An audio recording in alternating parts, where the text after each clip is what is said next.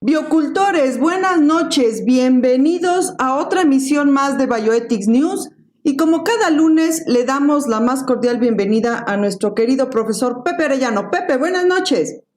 ¿Qué tal? Muy buenas noches a todas, a todos, sean bienvenidos. Un placer nuevamente en esta nueva emisión de nuestro noticiero en el terreno de la bioética y sobre todo porque las noticias en bioética, doctora Netza, merecen ser reflexionadas. Así es, mi querido Pepe. ¿Y qué te parece si comenzamos para que cada minuto que estemos aquí valga?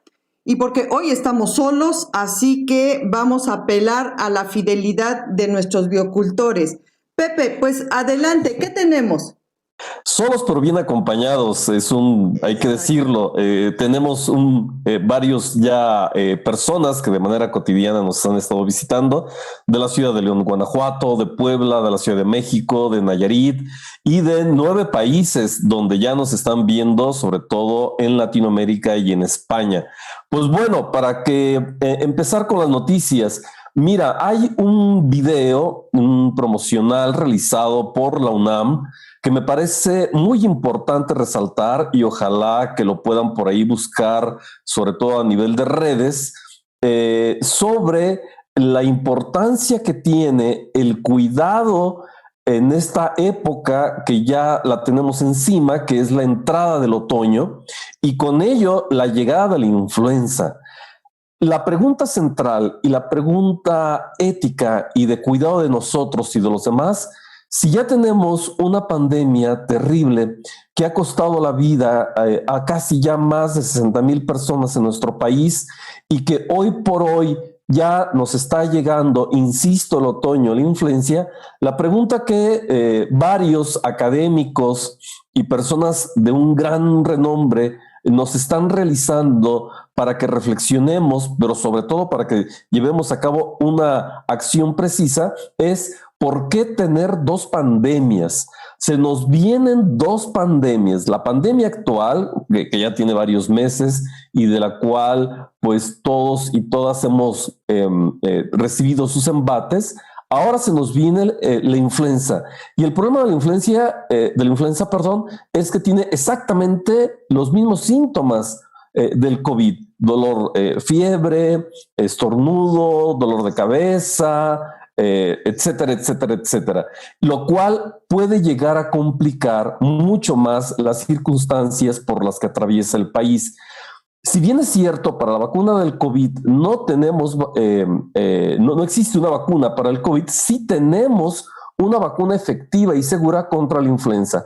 Así personas, los digo muy rápidamente, como los doctores Francisco Moreno, que es un infectólogo del Centro Médico ABC, el doctor, una eminencia, Antonio Lascano, miembro del Colegio Nacional de la UNAM, el doctor Alejandro Macías de la Universidad de Guanajuato, la doctora Susana López, que es una viróloga muy prestigiada también de la UNAM, el doctor Carlos Arias, el doctor Arturo Reyes, Carol Perelman, una difusora de la ciencia, y la doctora Julieta Fierro, que es esta prestigiosa astrofísica de la UNAM, nos hacen una invitación, y bueno, este mismo programa se une a esta invitación, de que nos vacunemos contra la influenza.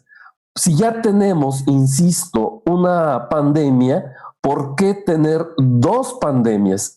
Esta es una invitación general para que, en efecto, todas y todos nos vacunemos contra la influenza y no olvidar el uso del cubrebocas. Hoy más que nunca es importante el cuidado de la salud de nosotros, de los demás y empezar ya de una vez por todas a asumir este cambio conductual. Doctora Netza.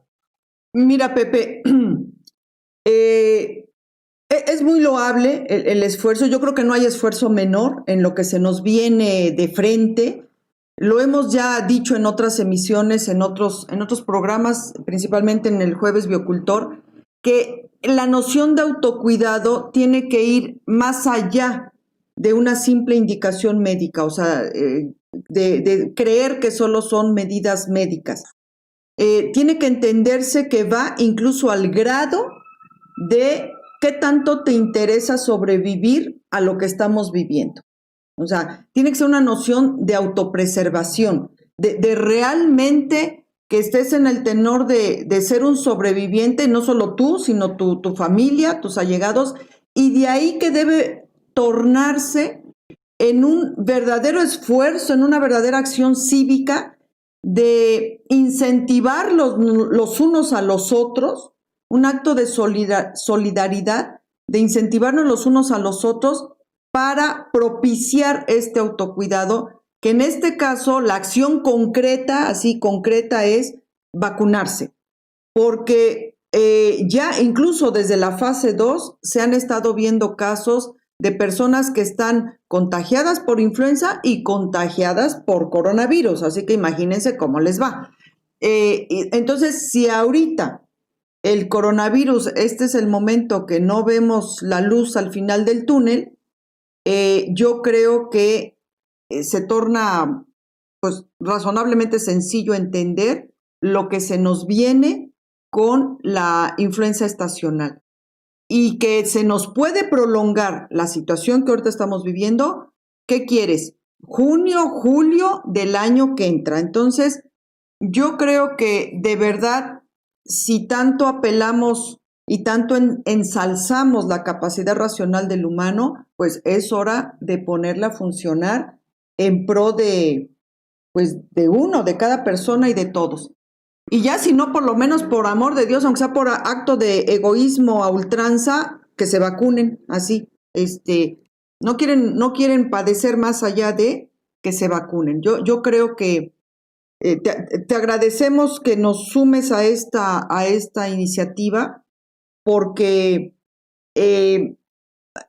los que quieran seguir en el tono de escepticismo no tienen ni idea de lo que se nos viene encima.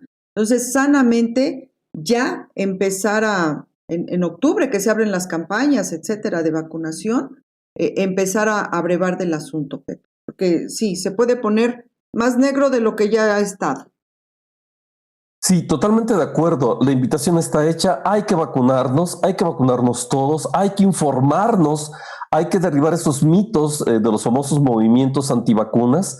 Hoy por hoy es necesaria el cuidado de sí, pero también hay que derribar el egoísmo y pensar también en los demás. Hay que usar el cubrebocas cuando estemos en la calle, cuando estemos con otras personas. Y esta invitación creo que es una invitación que debemos de estar difundiendo una y otra vez. El otoño se nos viene, tenemos una pandemia encima, no tenemos por qué tener dos pandemias, doctora Netza. En otros términos, y esa es una noticia importante, sobre todo para todas y todos los interesados en el ámbito de la bioética, salió hace algunas semanas la encuesta 2020 de la Comisión Nacional de Bioética, en donde yo invitaría a todas y a todos que ingresen a la página oficial de la Comisión Nacional de Bioética, porque se encuentra un informe sobre las necesidades de capacitación, los propios comités estatales de bioética y los ámbitos de interés que a nivel nacional son demandados. Por ejemplo, quien está actualmente requiriendo más capacitación en el terreno de la bioética, con un 54% son los hospitales, un 2% las organizaciones civiles, los servicios estatales de salud un 5%, el ámbito legislativo un 7%, colegios y asociaciones médicas un 8%, universidades 11% y comités de ética de investigación en todo el país un 13%. Esto nos habla que la mayor preocupación o la mayor demanda en estar formados en bioética proviene de los comités hospitalarios de bioética. Y esto nos hace también reflexionar y pensar de que aquellos que estamos implicados o interesados en el ámbito de la bioética debemos de seguir fortaleciéndonos y fortaleciendo sobre todo aquellas instituciones que tenemos poca demanda en este tipo de reflexiones, como puede ser el ámbito legislativo, las propias organizaciones civiles y los servicios estatales de salud. ¿Cuáles son los temas nodales en los cuales se está demandando sobre todo una formación en el terreno de la bioética? Con un 47% bioética y políticas públicas, pero del lado extremo se encuentra los cuidados paliativos y la voluntad anticipada.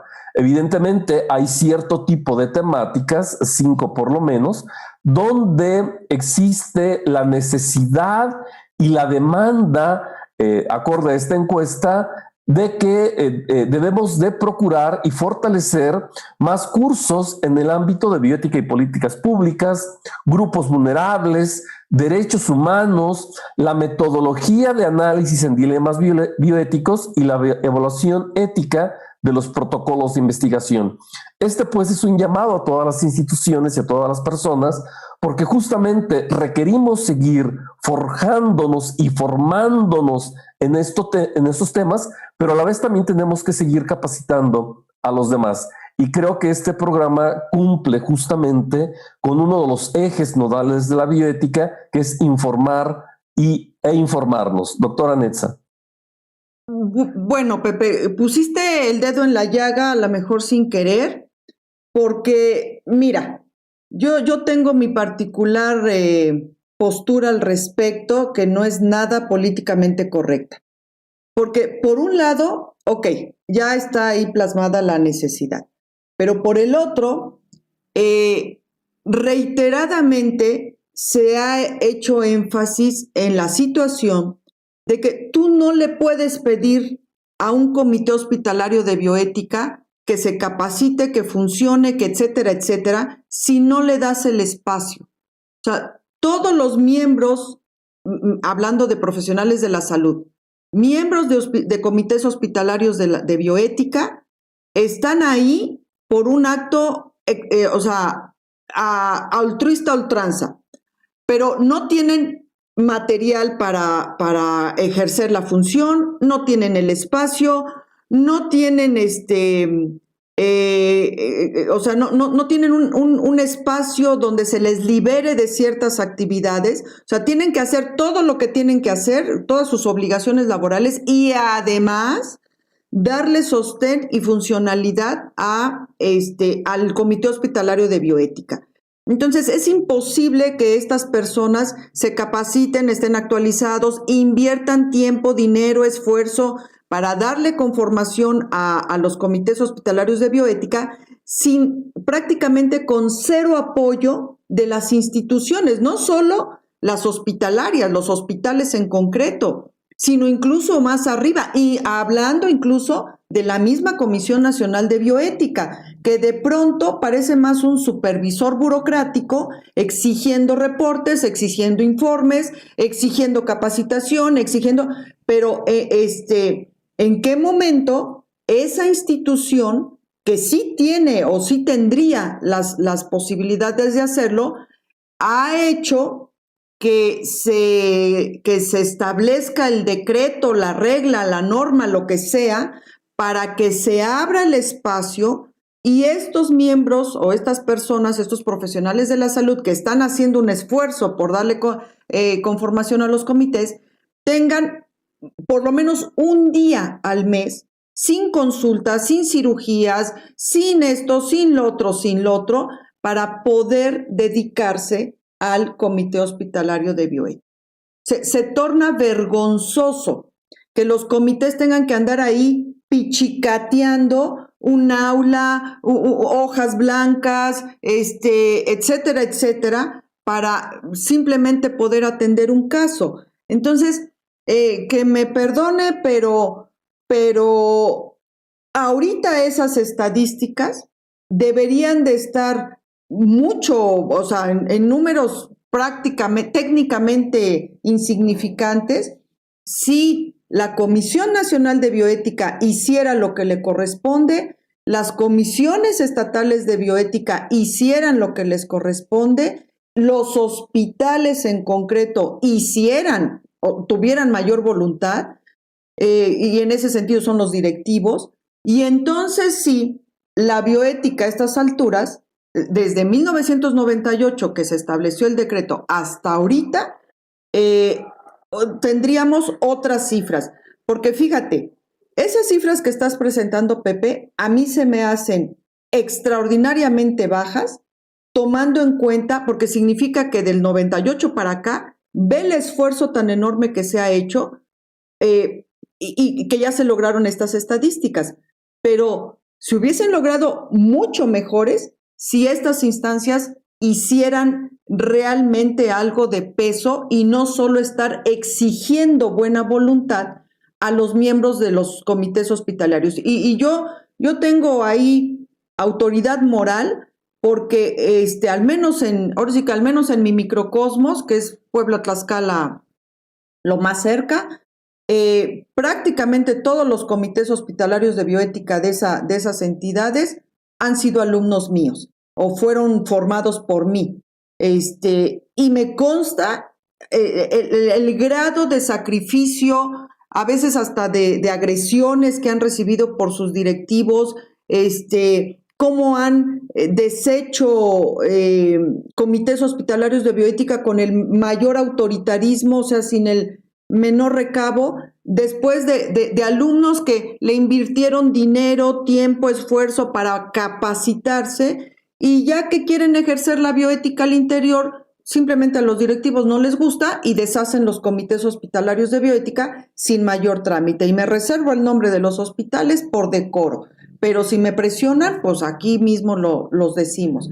Entonces, no tiene caso el discurso edulcorante o el discurso políticamente correcto si no se ve lo que cada instancia está haciendo mal, en especial la Comisión Nacional de Bioética. Sacaron ahí también un reporte, y no quiero herir susceptibilidades, donde, por ejemplo, a la Universidad Autónoma de Querétaro, como en primer lugar, la que está haciendo actividad de educación.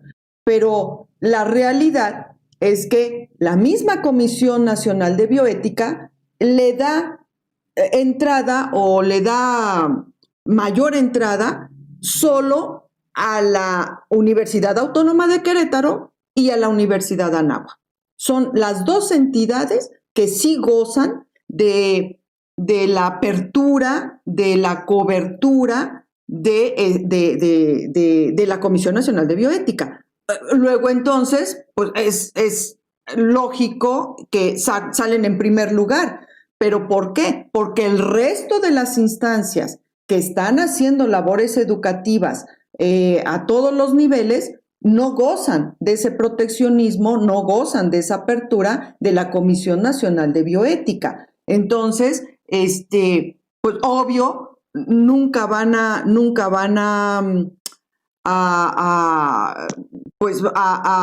ser reconocidas como entidades que también se están partiendo ahí la mandarina para generar educación. Entonces, aquí el punto es, y ahorita estamos simplemente desde que comenzó la pandemia hasta ahorita, ¿qué ha hecho la Comisión Nacional de Bioética para auxiliar? Olvídate educar, auxiliar a los comités hospitalarios de bioética que tuvieron que enfrentar este embate que fue la pandemia para atender todo lo que estaba enfrente.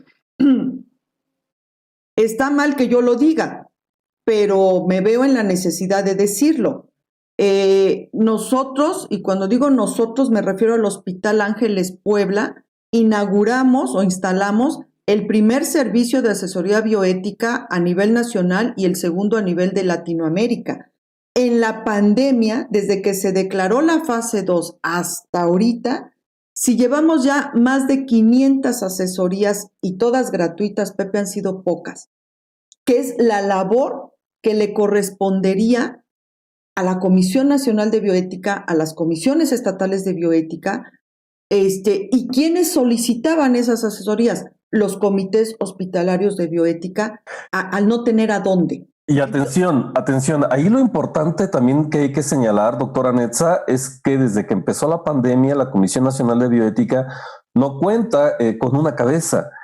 Su anterior líder, el doctor Ruiz de Chávez, dejó el puesto, renunció, bueno, está de alguna forma, hasta donde tengo entendido, no lo sé, retirado, justo cuando empezó la pandemia. Exacto. Entonces, eso ha sido un factor también negativo para, desde la bioética, enfrentar las situaciones. No dudo de que todas las instituciones están haciendo su mejor esfuerzo y de que hay una serie de instituciones públicas y privadas que están acompañando en el terreno de la asesoría ética y bioética a nivel nacional. En efecto, las instituciones que tú señalas, yo pertenezco a la Universidad Autónoma de Querétaro, no... ¿Cómo decirlo? Se encuentran trabajando también a marchas forzadas, o nos encontramos también trabajando a marchas forzadas, y hacemos esfuerzos por todos lados para poder seguir brindando este tipo de asesorías. Tú hablabas de que justamente el Hospital Ángeles, una institución privada, realiza este tipo de actividades de manera gratuita, y creo que ese es el tenor, creo que ese es el común denominador de la mayoría de las instituciones. También faltó por ahí decir el mismo programa universitario de bioética de la Universidad Nacional Autónoma de México, en donde desde distintas fronteras y desde distintas trincheras se ha venido trabajando con un esfuerzo mayúsculo por justamente llevar no solamente la bioética a todas las personas que así lo requieran, sino un esfuerzo todavía mayor, que es llevar la ética a la bioética. Doctora Netza. Sí. Pero que no podemos seguir así. Mira, esto me recuerda mucho cuando se instaló en México el programa de trasplantes y donación altruista. Estoy hablando ya unas cuantas primaveras atrás. Y que pretendían, yo formé parte del grupo de profesores de la Comisión Nacional de Trasplantes para capacitar a la gente con respecto a donación. Entonces, en aquellos ayeres se pretendía que los promotores de trasplantes trabajaran así pro bono. Obvio, el programa de donación y de donación, sobre todo cadavérica, pues no avanzaba ni un centímetro.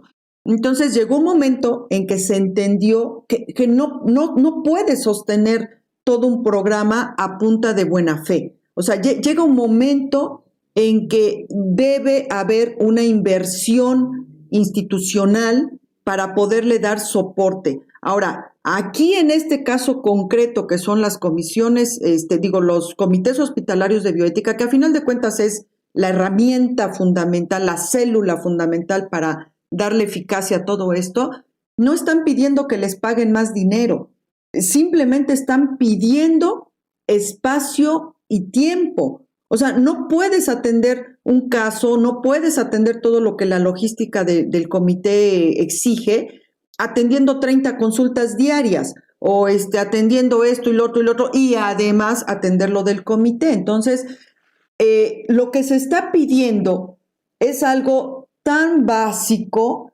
que se convierte en algo penoso, que una instancia de la envergadura de la Comisión Nacional de Bioética no pueda hacerlo. Ahora, efectivamente, no vamos a hacer ahorita aquí un petit Brunois del doctor Ruiz de Chávez, pero te vas, pero no te vas así. O sea, dejas a alguien que ya te supla, ves la secuencia de la jefatura y le das continuidad a la institución, que te guste o no, pues valga la expresión un poco corriente, pero me parece que ubicada, que te dio de comer cuántos años y que te dio cierto margen de desarrollo profesional cuántos años. No te vas así.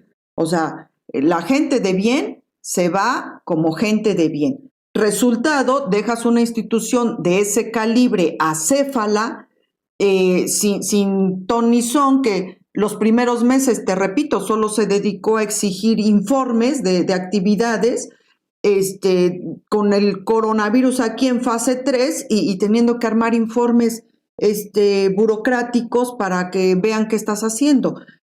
No, yo creo que, ¿qué dicen los estatutos al respecto? Con respecto, se va a la cabeza qué dicen los estatutos para inmediatamente poner a alguien dónde está el consejo consultivo para hacer que esa entidad haga lo propio, simplemente haga lo propio. Y yo creo que las personas que están actualmente participando en la Comisión Nacional de Bioética, conozco a varias de ellas, tienen toda la formación y tienen toda la, ¿cómo decirlo?, la intención moral de sacar adelante a la Comisión Nacional de Bioética, que hoy por hoy se requiere este tipo de críticas fuertes, sin lugar a dudas, que está realizando, doctora Netza. Pero en esta marcha, en esta puesta en escena, creo que el apoyo de todas las instituciones y de todas las personas que amamos el terreno de la bioética, tendríamos también que estar allí presentes, apoyando y metiendo el hombro en una situación donde lamentablemente no encontramos a veces el camino y no encontramos a veces las maneras y las formas de poder seguir apoyando. Pues ese es el dato, este es el fenómeno por el cual estamos atravesando, para bien o para mal, pero que críticas como las que estás tú realizando de manera fuerte deben de ayudar y deben de ser escuchadas y deben de ser de alguna forma comprendidas, no solamente, insisto, por la Comisión Nacional de Bioética, sino por todas y todos aquellos que estamos comprometidos con la difusión de algo tan importante, porque en ello nos va la vida, de la consideración ética en nuestras vidas. Doctora Netza, pues sí, ¿qué más nos tiene? Por eso no soy amada, porque cuando hay que ser brutalmente honesto, pues hay que serlo, Pepe. Pero bueno, mientras, yo creo que tenemos que hacer lo que a nuestras posibilidades da. Nosotros estamos aquí en este tenor de divulgar, de educar, de ayudar, de asesorar, y creo que hemos sido consistentes desde el día 1 de la pandemia, o sea, cuando todavía la pandemia ni llegaba en pleno y nosotros ya estábamos en esta labor, y yo creo que independientemente de cómo resuelvan el problema institucional, nosotros debemos seguir siendo congruentes en nuestra convicción con respecto a la bioética. Y en ese sentido, Pepe, pues creo que dijiste algo que yo me gustaría redondear. No fue la Comisión Nacional de Bioética ni las comisiones estatales, y mucho menos las comisiones estatales de bioética, las que marcaron la pauta en esta primera ola pandémica.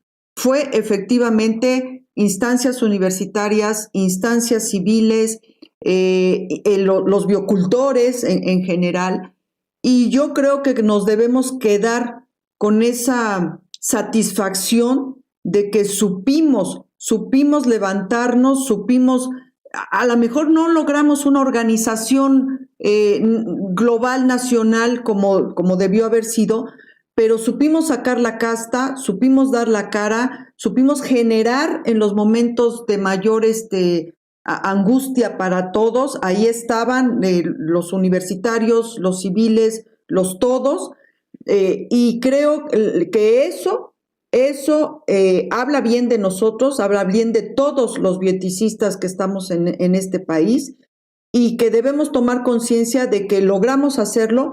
¿Para qué? No solo para seguir haciéndolo en la medida de nuestras posibilidades, sino aprender de la lección para que si la cosa se sigue poniendo más fea o si la Comisión Nacional de Bioética sigue acéfala, pues a lo mejor empezar a tender puentes para simplemente hacer una unión, un acercamiento más fortalecido entre todos y seguirle dando voz, presencia y fuerza a la bioética en este país, porque nos los merecemos. Totalmente de acuerdo. Y creo que has dado en el punto, porque no solamente hay que criticar, sino hay que generar propuestas, y la propuesta que acabas de realizar, doctora Netza, me parece formidable. Creo que son tiempos de solidaridad, son tiempos de ayuda, son tiempos de establecer lazos entre las distintas instituciones que de alguna u otra forma hemos intentado estar fortaleciendo el campo de la bioética, pero también el de las asociaciones civiles, el de las redes, el de los organismos que se encuentran implicados. Creo que es tiempo de apoyarnos y de ser solidarios y de trabajar en equipo.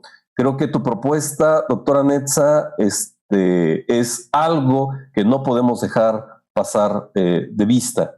Muy bien, pues sigamos, Pepe, sigamos con las noticias. Ahí está, y los bioeticistas de bien, los que somos de cepa, sabemos allanar nuestras diferencias y unirnos cuando la situación lo amerita. Y yo creo que de eso vamos a seguir dando muestra.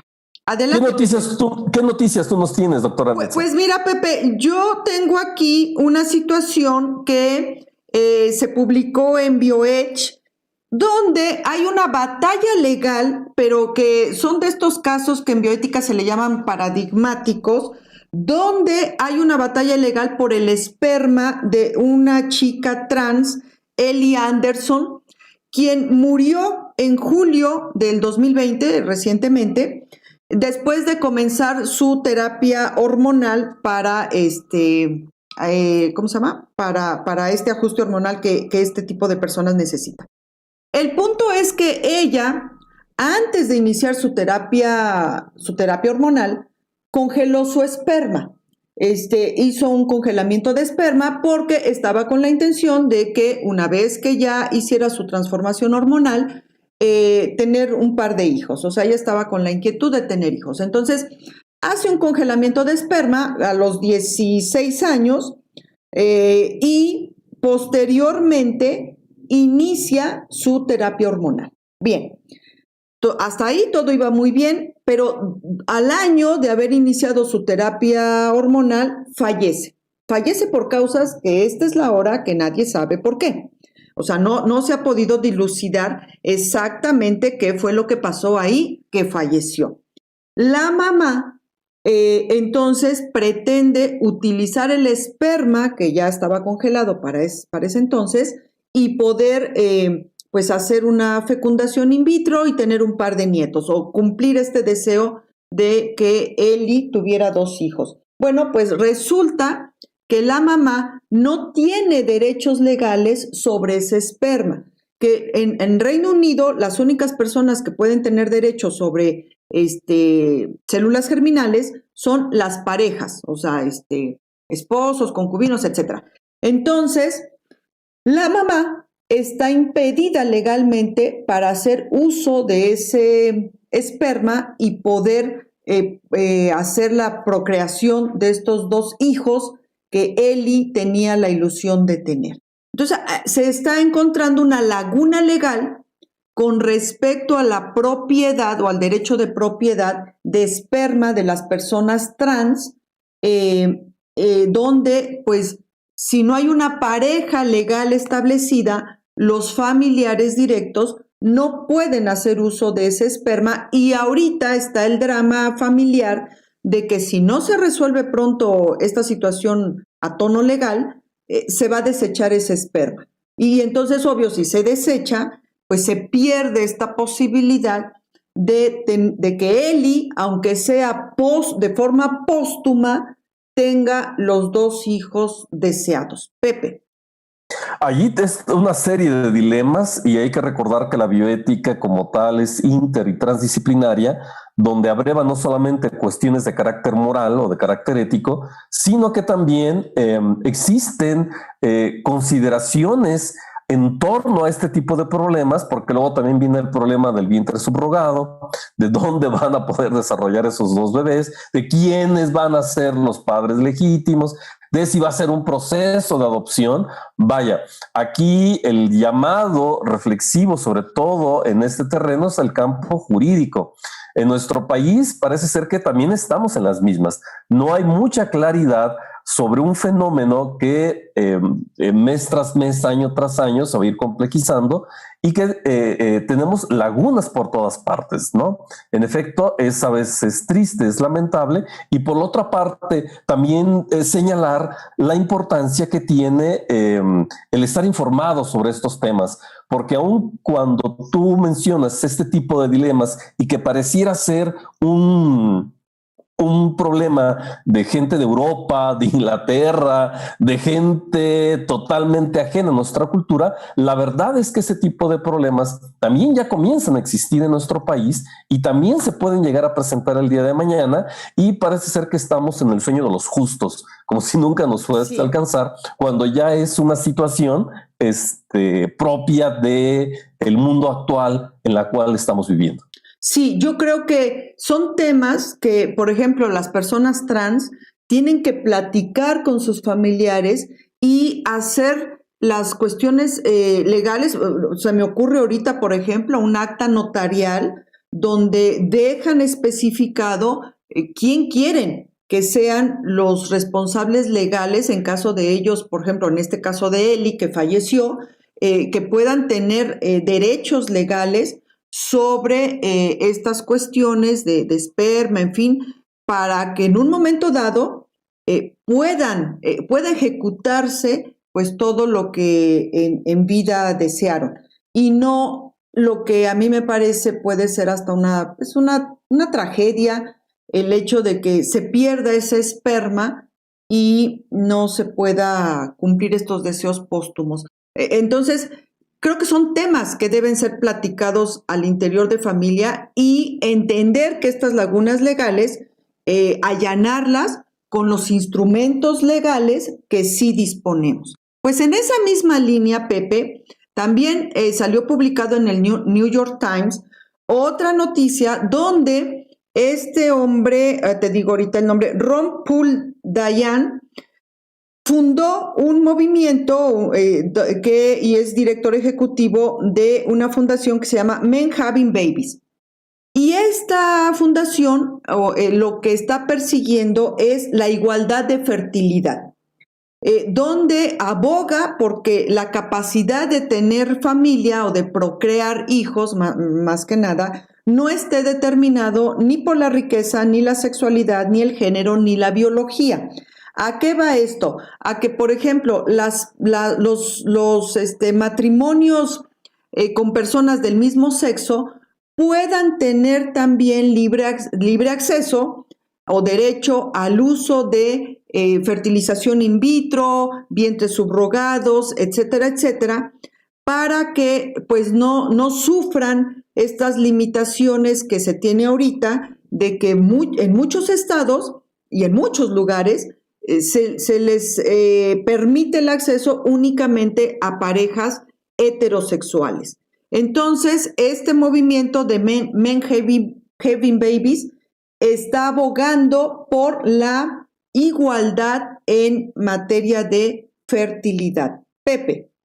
Sí, yo creo que también nuevamente en nuestro país estamos ahí navegando en aguas no muy claras, y que es importante este tipo de señalamientos y este tipo de iniciativas que a veces comienzan a nivel internacional y comienzan a bajar a nivel nacional, pero desde nuestro propio país debemos de estar conscientes de este tipo de discriminaciones brutales que se hacen bajo la idea de que una pareja del mismo sexo no tiene derechos, no digamos ya la cuestión de adopción o la cuestión de la herencia, sino a cuestiones mucho más centrales como es la cuestión de la paternidad, y también dejar de asumir que la paternidad y el cuidado de un menor es exclusivamente competencia de parejas heterosexuales. Creo que el amor es amor, la formación es formación, y la posibilidad de desarrollo humano se da justamente no por el género al cual pertenezcas, sino por la actitud moral que se lleva en la vida, doctora Netza. Así es, Pepe. Pues este movimiento lo que espera es eso, que vaya abrevando, allanando las cuestiones normativas, y porque finalmente, y creo que en eso estoy totalmente de acuerdo, se trata de un asunto de justicia social. que a su vez pues traerá como consecuencia justo lo que acabas de mencionar. Pues ahí está las luchas a todos los niveles, porque simplemente todos los miembros de la humanidad, independientemente de cómo se desarrollen al interior de este colectivo moral llamado humanidad, tengan acceso a los instrumentos de ley, los instrumentos tecnológicos, los instrumentos sociales que también como humanidad se han construido. Bien, pues pasando, me gustaría poner otro dedo, ya que estamos hoy tan dedos en llaga, pues me gustaría poner otro dedo en otra llaga, porque la Organización Mundial de la Salud y la Organización Panamericana de la Salud hicieron el reporte de que a América Latina o el continente, más bien el continente americano, tiene el mayor índice de fallecimientos de profesionales de la salud con motivo de la pandemia. Cifran en aproximadamente 570,000 el número de profesionales de la salud contagiados, es decir, un poco más de 500,000 en América, siendo México y Estados Unidos los primeros lugares en este índice, donde suman casi el 85% de todas las muertes de profesionales de la salud por la pandemia, la actual pandemia, y de ese 85%, 3/4 partes son mujeres. Y aunque no dan la cifra, pero aquí yo a bote pronto me atrevo a decir, porque al principio yo llevaba el registro, y de esas 3/4 partes, la gran mayoría son enfermeras.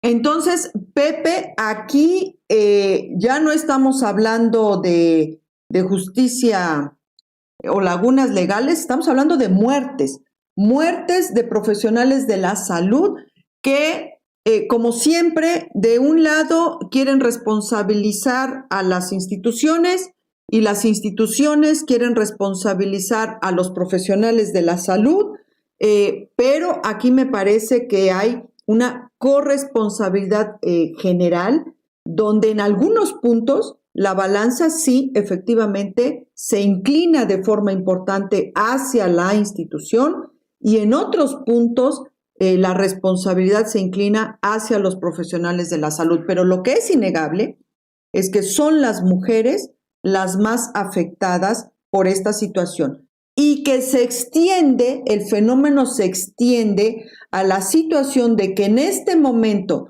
los que no gozaron de permiso de contingencia, es decir, los profesionales de la salud que no gozaron de este permiso, están en los hospitales, me disculpo por la expresión, pero creo que es muy descriptiva, están ya tirando aceite, están ya verdaderamente en el límite de toda su resistencia física, psicológica, de asertividad, de resiliencia, etcétera, etcétera, y siguen ahí en algunos hospitales que también me voy a reservar el nombre, pero que saben perfectamente a quién me estoy refiriendo, los tienen en condiciones que ya transgrediendo todos sus derechos civiles, constitucionales, laborales, y asemeja casi a un estado de esclavitud, porque les están negando permisos, les están negando vacaciones, les están negando descanso, y no es posible que a medio año de estar ahí encerrados a casi piedra y lodo, a estas alturas les sigan negando un mínimo de descanso para reconstituirse.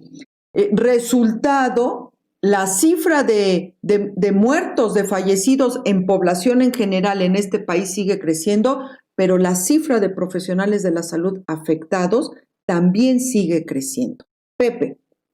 Es terrible lo que acabas de señalar. Ya por allí en otra emisión señalábamos de que una de las causas de muerte, al menos en el estudio que realizó la UNAM sobre los decesos en el país, era que más de un 70% en términos generales eran personas que ni siquiera tenían estudios de primaria. En el caso ya muy puntual de los fallecimientos en el sector salud y que lamentablemente se está viendo que quien está muriendo son mujeres, nos lleva a una consideración de género, nos lleva a una consideración de cómo nuestra cultura ha relegado una de las tareas más complicadas y más difíciles, que es la cuestión del cuidado, al sexo femenino. De todo el mundo es conocido, y no basta dar datos, simplemente hay que echar un ojo, que cuando hablamos de personal de enfermería, estamos hablando estrictamente de mujeres. Pocos hablan de hombres enfermeros.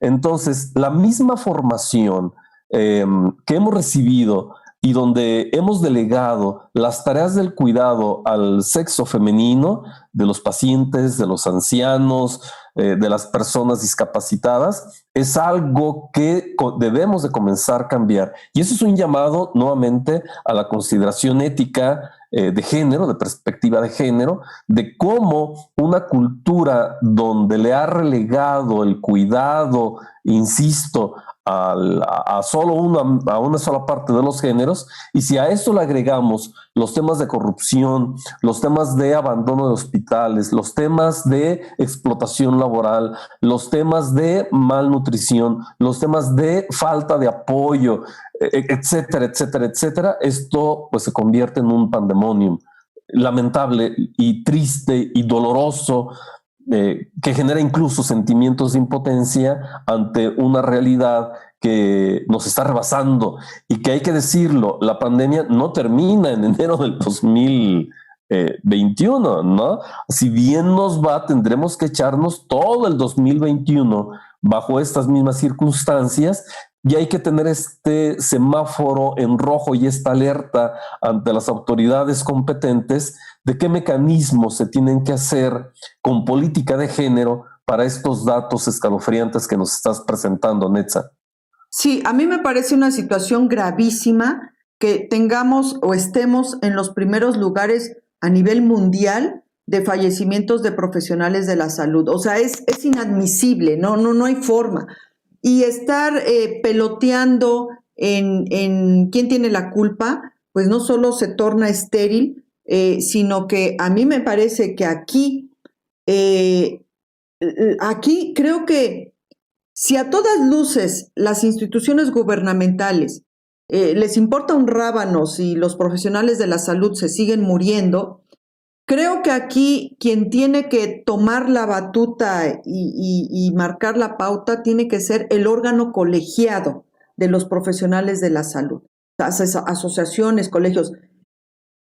Y los mismos profesionales de la salud, quizás también, así como están hablando de la nueva normalidad, que por favor no usen ese término por lo que más quieran, y se están hablando de cambios, etcétera, etcétera, yo creo que también un punto paradigmático tiene que ser ver la pertinencia u obsolencia de los sindicatos, porque no tiene ninguna razón de ser la pervivencia de órganos que en estos momentos tan acuciantes no supieron cómo proteger la seguridad, en términos de seguridad, ya olvidemos de derechos y etcétera, en términos de seguridad a sus agremiados, y que ahora se nos están reflejando en estas cifras, que debe ser una nota de vergüenza para todos, Pepe, para todos. O sea, que el sector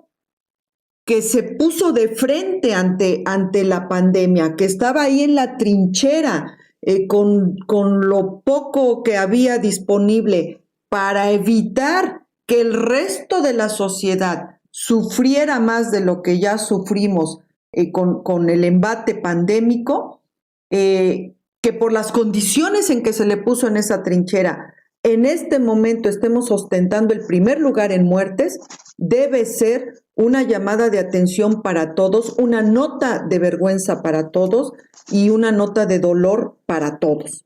Entonces, y porque bien ya lo dijiste, si creen que en enero ya volvimos a la felicidad, todos están muy equivocados. Y en la medida en que el gremio de profesionales de la salud se siga mermando en su capacidad, en su fuerza, en su resistencia, y en su sobrevida, en la medida en que se vaya mermando, el resto de la sociedad estamos expuestos.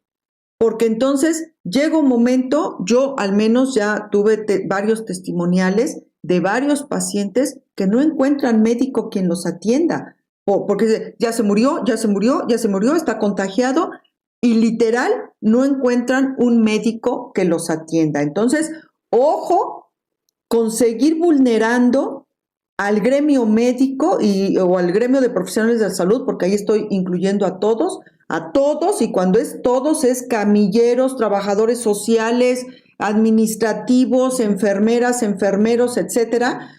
Ojo con seguirlos vulnerando, porque en la medida en que esto se siga extendiendo en tiempo y ellos se sigan mermando, nos empezamos a exponer todos también de forma exponencial. Entonces, creo que es hora de que la misma sociedad abogue por la seguridad de los profesionales de la salud.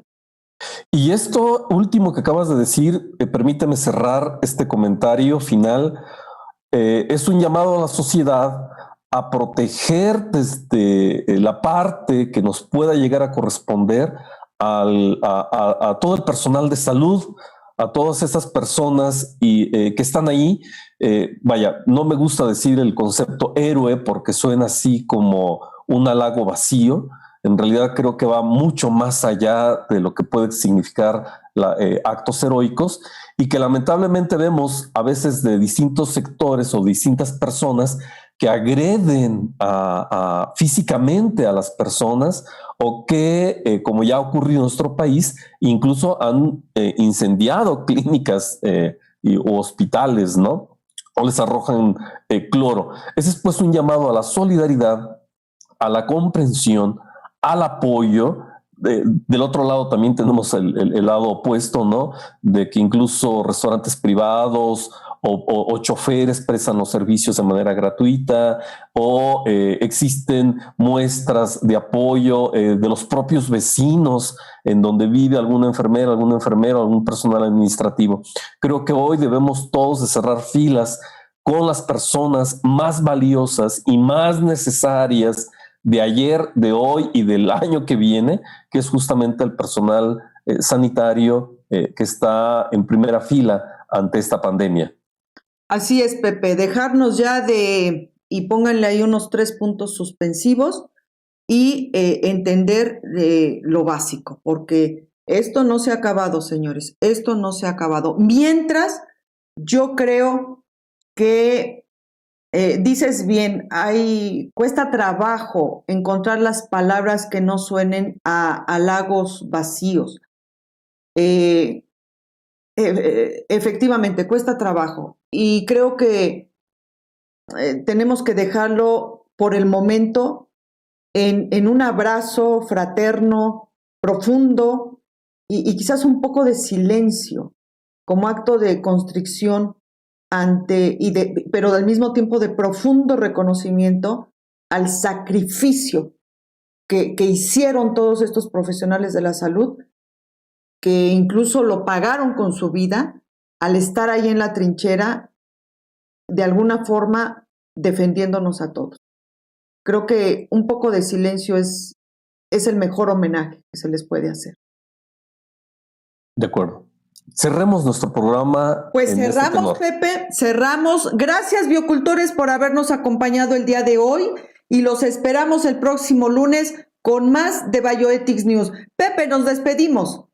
Porque las noticias en bioética, aunque nos duela la crítica, necesitamos seguir reflexionando y pensándolas. Muy buenas noches. Así es, Pepe. Y recuerden, por el bienestar de todos, cultivemos bioética, biocultores. Hasta la próxima, nos vemos. Gracias.